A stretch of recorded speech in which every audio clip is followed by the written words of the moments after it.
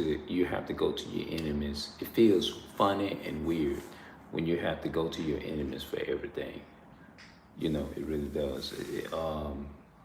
I hear- a lot of people, like, when you start eh, talking like this, it's like when I'm in a certain position to where I'm going and you know what I'm saying? You got to be, I mean, not you got to, but that you are a certain way, and then your family, you know what I'm saying? Like, it's like it kind of remind you of Daniel being in the lion's den. You the only one that's actually conscious. You see what I'm saying?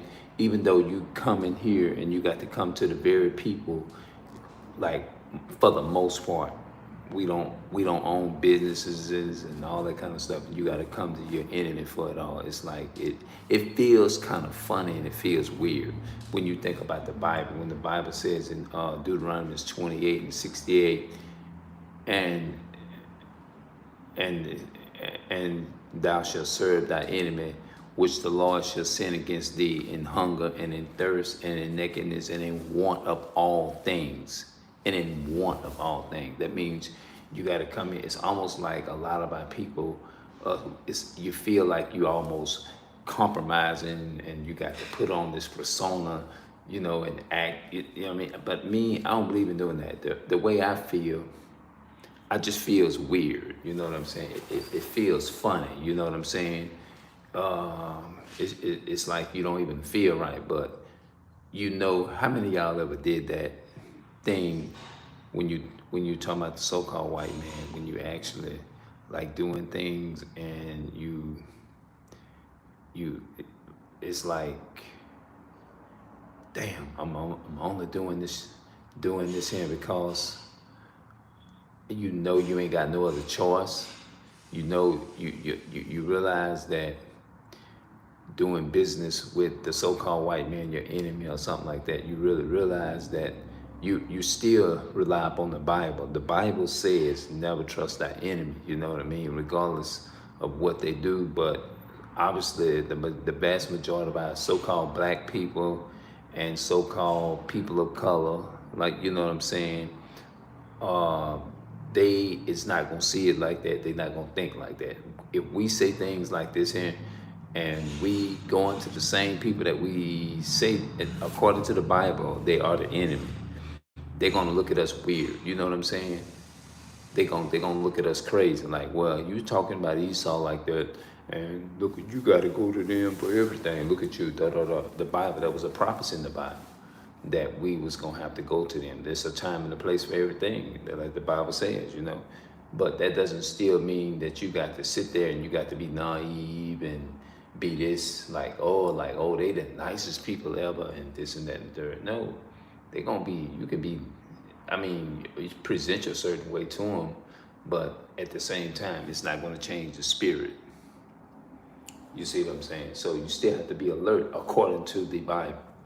You know what I'm saying? And they'll try to say that the Bible is which I was guilty of saying it too, but I came to acknowledge and realize that the Bible is not a white man's book. It is a book, it's a history book that belongs to the so-called blacks, Hispanics, and Native American people, our people, which are the real Jews according to the Bible. You know what I'm saying? So, just because a person doing something, they gonna do a lot of course they gonna come at you. The devil gonna come. Why you think Paul left us a warning in Second Corinthians chapter 11? Why you think he left that in Second Corinthians chapter 11 and verse 14? He said, no more, but Satan himself is gonna transform as an angel of light. The devil gonna come as an angel of light, man. So he's letting you know you can't be fooled. You can't allow those things just to constantly bamboozle you. You remember think about the serpent in the Garden of Eden. They spoke like a serpent, but guess what? Because the way of their desire, the knowledge, what looked good to Eve. Eve fell for that, and look what the world is in today. We're in a bunch of chaos. We under the curse because our foreparents didn't even listen during the time of Adam. You know what I'm saying? Adam and Eve, because they fell for that beautiful, sweet melody in the voice. And I was reading that in the Great Controversy. Matter of fact, when I get home, I'm gonna read that in the Great Controversy. See, we listen to that, and you know that's how the enemy comes, man. You know what I'm saying? Like some people gonna say, "Oh man, you're wrong for that." You sitting up here talking about the so-called white man. You talking about the white man like that? You had to go to him and do this and get that done and get this done and get that done and all of that kind of stuff. You got to go to them for learning and help and all that. Yeah, that of course that's what the Bible said. We had to do that, but that still doesn't mean you got to sit there and be naive and dumb down and stupid. You see what I'm saying? You ain't got to be stupid. You know what I'm saying? You don't have to be.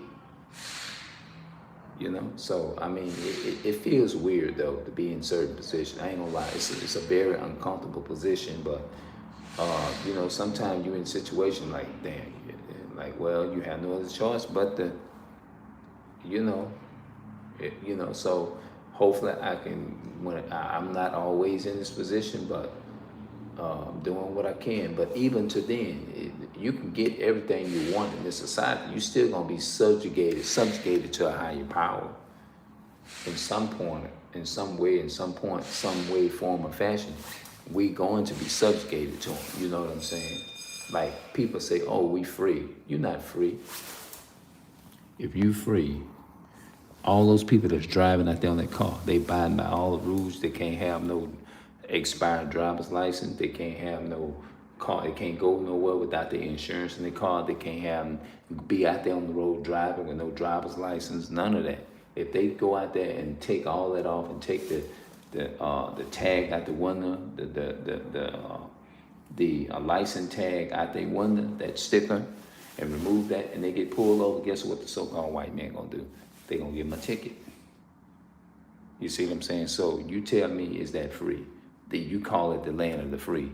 If you go out there and you follow that, and you gonna see very quick how much of a land of the free you're in. I guarantee you ain't gonna even think of that way no more.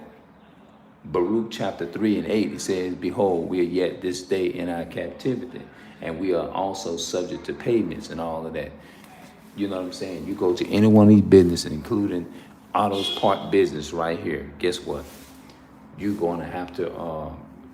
You can't come here and get your car fixed for free. Nobody, none of us. You know what I'm saying?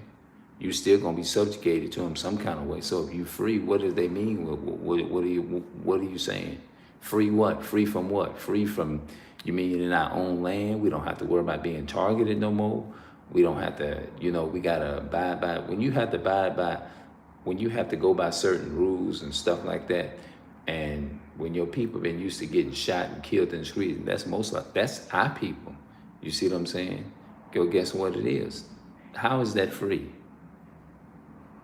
How is that free? And they put drugs in your community, and then when you go out there and you get messed with the drugs and stuff, the so-called white man, they put that stuff in our neighborhood, right? And then our people get a hold to it, and then they slap you in their prison, in their penitentiary, in their prison system, some modern day slave system. How is that? You explain to me, how is that good? How is that, people say, "Oh, all white people not like that." Well, all of them are not like that. These drugs would have been out of our community over 50 years ago. We wouldn't have that here. There would be no such thing as no drugs, because they the one have the money, have it shift in here. So get up out of here with that. If they would that how many so-called white people you see marching in our neighborhood? Not one. How much is everybody here in so-called Babylon America? They have a nice home, everybody living good here. If that's the case, it would be no homeless people around here. All the homeless people, they would be cleaned up if this was a peaceful place. So you're not free, because you still have diseases and poisons here. You're still subject to some kind of payment here. So anytime you're subject to some kind of payment and you got to pay for what you got to pay, what is that? That's slavery. That's the indication of slavery. The Bible even tells you that. It's a prophecy in Deuteronomy chapter 2 and I think it's 6, 7, something like that. It says, the Israelites, because they didn't listen to God, we was going to have to be subject to payments and stuff. So I'll be back and we're going to talk a little bit more on this end. All right.